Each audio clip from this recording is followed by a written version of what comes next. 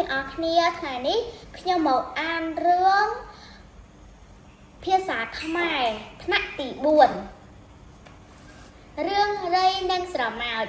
រដូវប្រាំងរៃហាច្រៀងលេងគ្មានគិតខ្វល់ខ្វាយរក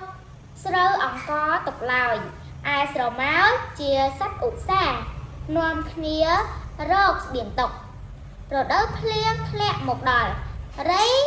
អត់អាហារក៏ហាទៅខ្ចីស្បៀងស្រមោចសួរណែរៃកាលពីរដូវប្រាំងតើអ្នករវល់ធ្វើអ្វីបានជាមិន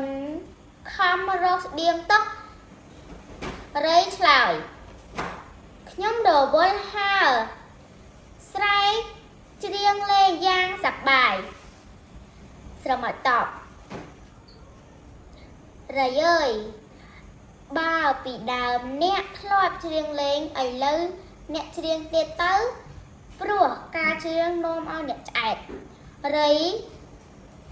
នៅតែទទូចអង្វរស្រមោចឲ្យអោមិនអើយខ្ញុំអត់បាយ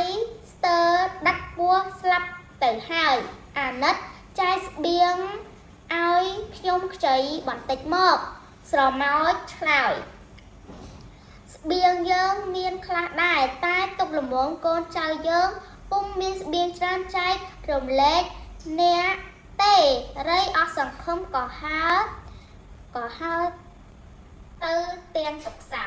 វីដេអូមានតែប៉ុណ្្នឹងទេជម្រាបលា